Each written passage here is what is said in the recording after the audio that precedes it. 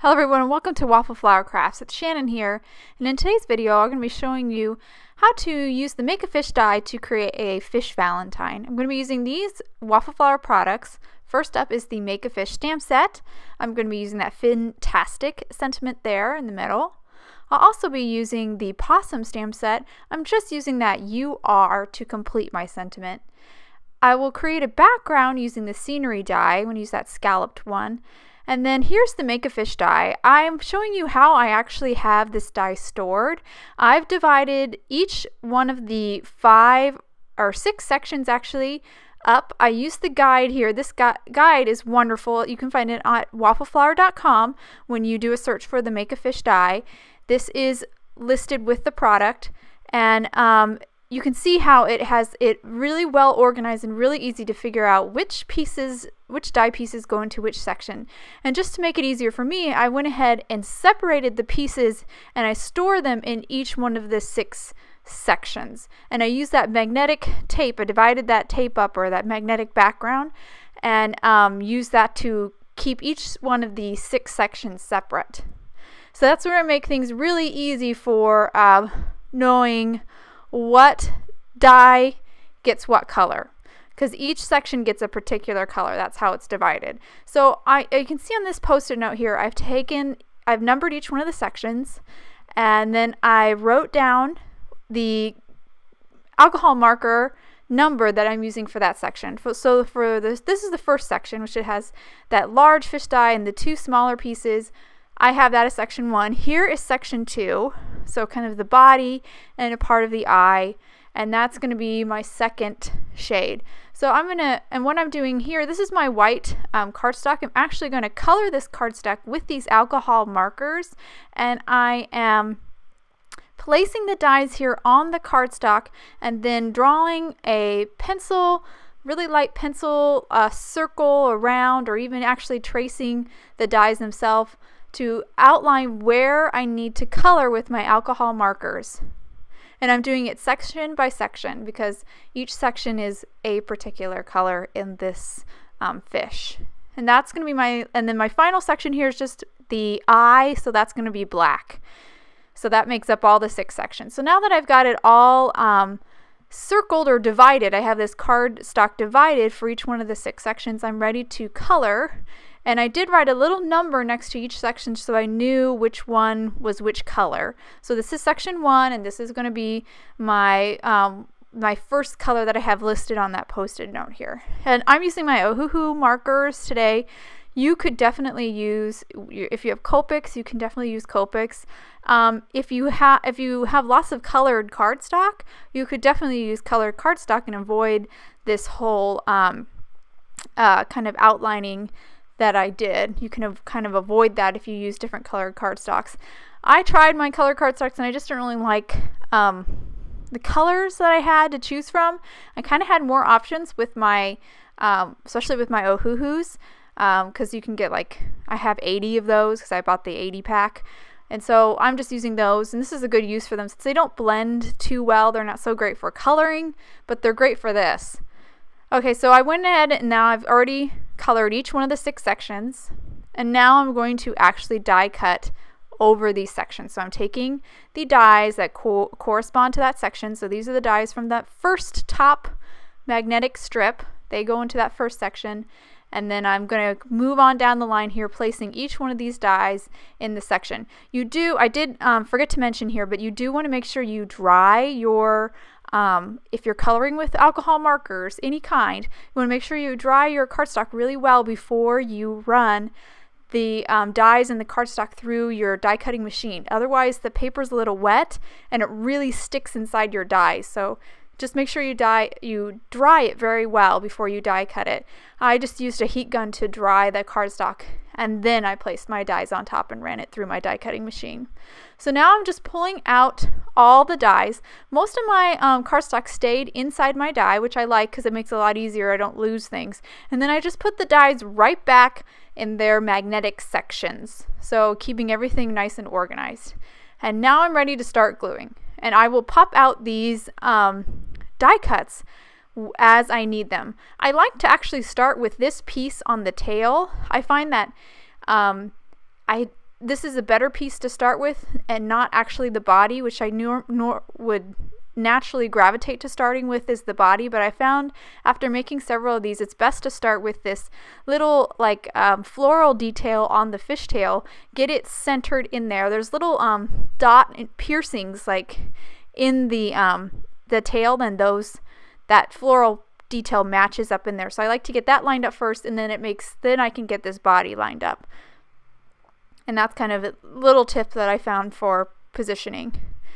And now I'm just going to continue to work through each one of these pieces. I am using a fine tip adhesive bottle, which I have filled with matte Mod Podge. I just really like to use this as adhesive. I find this is a lot easier for placing these dies on. I really like the liquid adhesive. It's just really easy to squeeze it out on there, and especially with that fine tip, you can get it exactly where you want. Now I wanted to show you this real quick. I'm putting this one little piece here that actually pops out. I kind of like to have that piece tucked in, but since it's so small, I'm going to use a paintbrush and I'm going to dip it a little bit wet with water, just a tiny bit, and that makes it kind of sticky, and that will help me pick up that little die cut piece. I just like having this one little piece back in the body. This is the only piece I'll really do that for. But the brush kind of with a little bit of water functions kind of like those sticky grabbing tools. I don't have one of those tools obviously, but if you just use a brush with a tiny bit of water, that water kind of makes the tip of the brush a little sticky, and that's how I get all of the small details picked up and put them in the right spot. But again, if you have one of those sticky tipped tools, I would use that instead. Okay, I'm going to continue putting this fish together here, and I will meet you guys back at the end.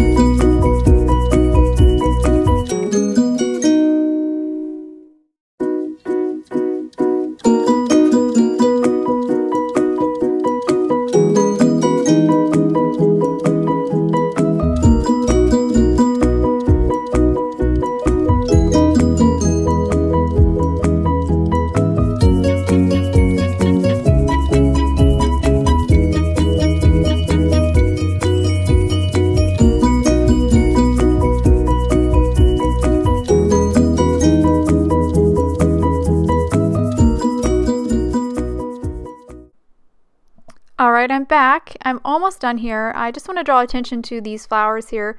I'm actually going to adhere them not directly on top of the lighter flower. I'm actually adhering them a little bit off because I liked the look of that. You could see that lighter bit of flower underneath. So I am adhering these slightly, not how they really were intended to be adhered, but just because I like that little bit of the light flower popping through the top layer.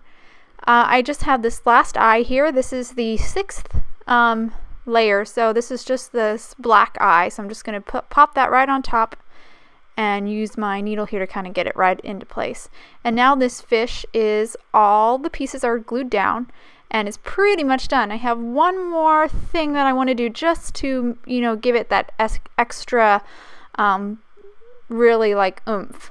So I'm taking now some of my Copic markers and some of my Ohuhu markers. I'll use some of those as well. And I'm just going over some of these die cuts, and I'm just going to do a little bit of blending on them. This way, a little bit of shading.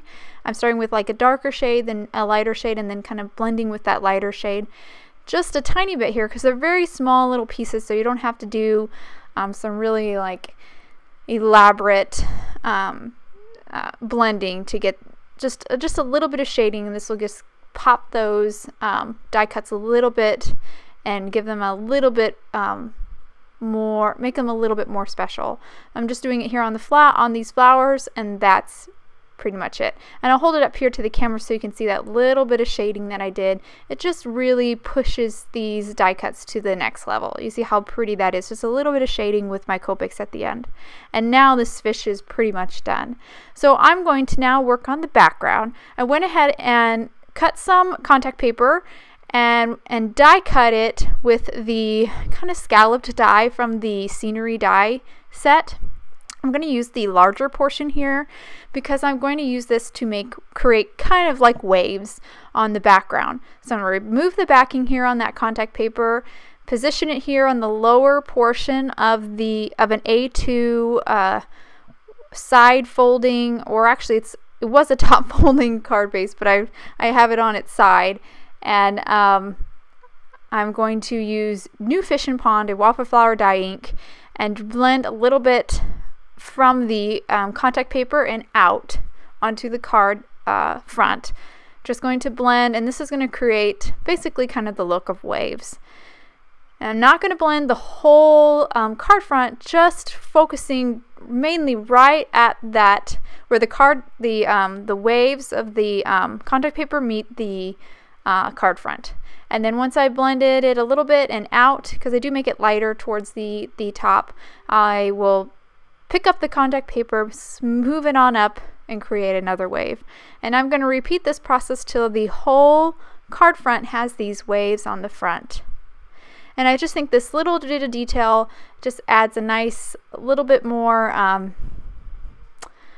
something special to this this card. I don't want anything too much, too fancy or too busy, because the fish is so detailed. There's so many beautiful details in the fish, and I would worry that anything like that would take away. So I think this little bit of waves, just with one color ink, just was a nice touch. The last thing I do here is do a little ink blending at the very bottom, and that really kind of evens out the front, the blending on the whole card front.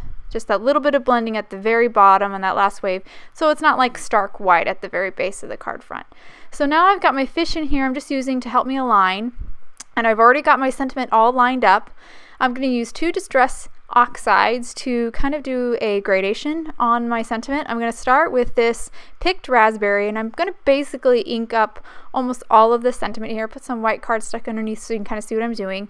I'm just not inking up the lower portion. It's kind of hard to tell, and if you do ink the whole thing, it's totally okay, because I pretty much ended up inking up the whole sentiment, the UR and the Fantastic, with this picked raspberry, but it's going to be fine.